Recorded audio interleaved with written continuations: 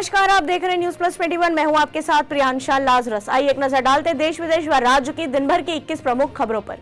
छत्तीसगढ़ में अब 227 तहसीलें। मुख्यमंत्री भूपेश बघेल ने 25 नई तहसीलों का उद्घाटन किया। छत्तीसगढ़ के रिटायर्ड आईपीएस के खिलाफ एफआईआर।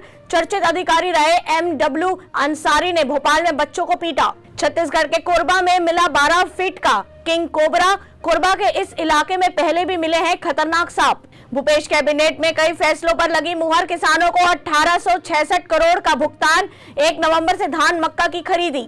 Justice D.Y.. चंद्रचूड़ बने देश के नए सीजेआई। राष्ट्रपति ने की नियुक्ति। रोज भारत जोड़ो यात्रा के बाद मां से बात करता हूं, पढ़ता हूं और एक्सरसाइज भी करता हूं, बोले राहुल गांधी। मुंबई एयरपोर्ट कल 6 घंटे तक रहेगा बंद। 11 से 5 चलेगा मेंटेनेंस। कांग्रेस अध्यक्ष के चुनाव में भाग लेने वाले डेलीगेट्स का शुक्रिया, बोले शशि थरूर। शराब घोटाला मनीष सिसोदिया के जवाबों से संतुष्ट नहीं है सीबीआई, सूत्र ने बताया।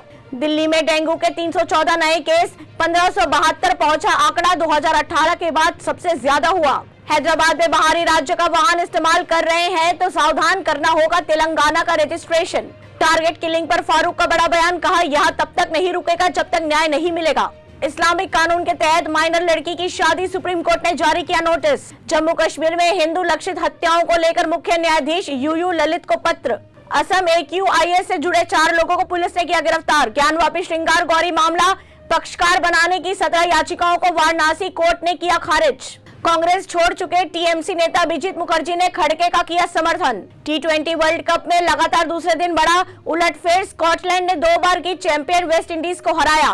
वित्त मंत्री निर्मला सीतारमण ने वॉशिंगटन में राष्ट्रीय विज्ञान फाउंडेशन का दौरा किया। नानी स्टार दशहरा से कीर्ति सुरेश का फर्स्ट लुक जारी। अलग अंदाज में नजर आई एक्ट्रेस। ऐसी तमाम जानकारियों से लगातार अपडेट रहने के लिए देखते रहिए न्यूज प्लस 21, आपके हक की बात।